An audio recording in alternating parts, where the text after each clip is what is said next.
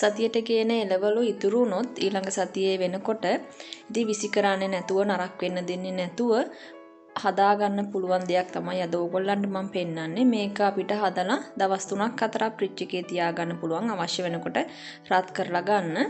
ඉතින් බබාලාට වුණත් එළවලු කන්න අකමැති නම් එළවලු ගෙනල්ලා ඕගොල්ලන්ට මේ විදිහට හදලා බලන්න පුළුවන්. එහෙම නැත්නම් ඕගොල්ලන්ගේ ගෙදර ඉතුරු වෙන එළවලු විසි කරන්නේ නැතුව නරක වෙන්න දෙන්නේ නැතුව මේ විදිහට හදලා තියා ගන්න. හරිම පෝෂණීය ආහාරයක් තමයි මේක. ඉතින් මම අරන් තියෙනවා නිවිති. ඉතින් ඕගොල්ලන්ට මේකට ඕගොල්ලන්ට තියෙන එළවලු වර්ග ගන්න පුළුවන්. මම නිවිති මේ විදිහට ටිකක් වැඩිපුර මම මේ අරගෙන තියෙන්නේ. ඊට පස්සේ ගෝවා මල්. ඉතින් මේකටත් ඕගොල්ලන්ට තියෙන එළවලු ඕගොල්ලන්ගේ ගෙදර ඉතුරු වෙලා තියෙන එළවලු කැරට්, බෝන්චි, ලීක්ස් ඔය වගේ ඕනෙම එළවලු වර්ගයක් එකතු කරන්න පුළුවන්. ඒ වගේම අවශ්‍ය නම් කොළ වර්ග එහෙමත් එකතු කරලා ඕගොල්ලන්ට හදා ගන්න පුළුවන්. ඊට පස්සේ බෙල් පේපර් අරන් තියෙනවා. අලගෙඩි 2-3ක් මම ග්‍රේට් කරලා අරන් තියෙනවා. මේ විදිහට අනිවාර්යෙන් මේකට අල එකතු කරන්න එළවලුත් එක්ක අලත් එකතු කරන්න. ඊට පස්සේ කැරට් අරන් තියෙනවා. මම මේ වගේ ගත්තු ප්‍රමාණ 5ලින් ඔයගොල්ලන්ට දානවා.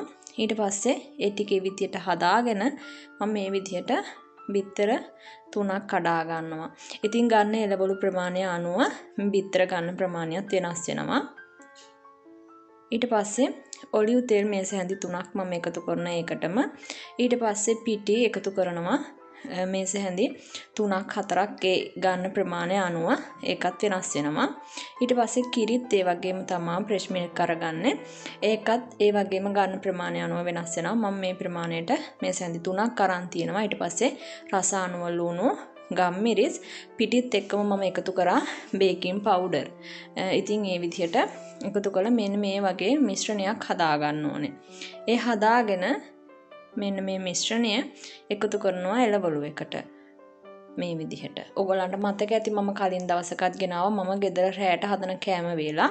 ඉතින් ඒකත් මේ වගේ හදලා තියෙන්නේ. නමුත් බිත්තර එකතු කරන්නේ නැතුව පොඩි ප්‍රමාණයක් වගේ මම හැදුවේ. ඒක ටිකක් වෙනස් විදිහට මම හදලා තියෙන්නේ. නමුත් මේක ගෙදර ඉතුරු වෙන එළවලු වලින් අපි සතියේ මුලදී එළවලු ගන්න යනකොට කලින් සතියේ ඒ ඉතුරු වෙලා තියෙන එළවලු මොනවද බලලා ඒ වගේ මේ විදිහට හදලා ෆ්‍රිජ් එකේ තියාගන්න පුළුවන්.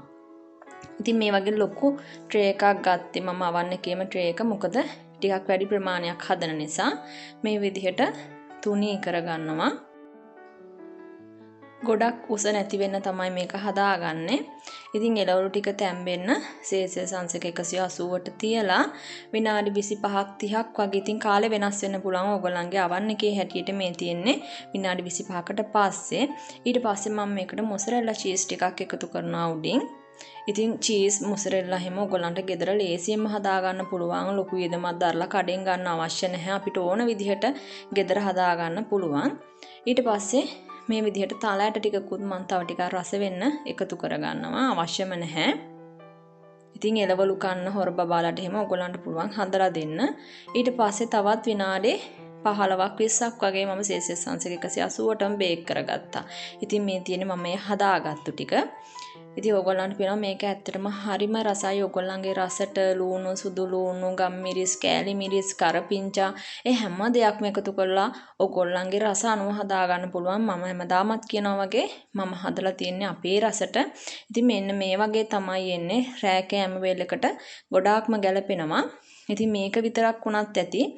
ඕගොල්ලන්ටත් පුළුවන් පොඩ්ඩන්ට ඒ වගේම ගෙදර ඔයාලට හැමෝටම මේ වගේ කෑම වේලක් හදාගන්න. ඒ වගේම එළවලු විසි කරන්නේ නැතුව ෆ්‍රිජ් එකේ අරන් තියාගන්න මේ විදිහට හදලා. එහෙනම් ආයෙමත් දවසක ඕගොල්ලන්ට තවත් වීඩියෝ එකක් අරන් එන්නම්. සුබ දවසක් කියලා ප්‍රාර්ථනා කරනවා ඔයාලා හැමෝටම.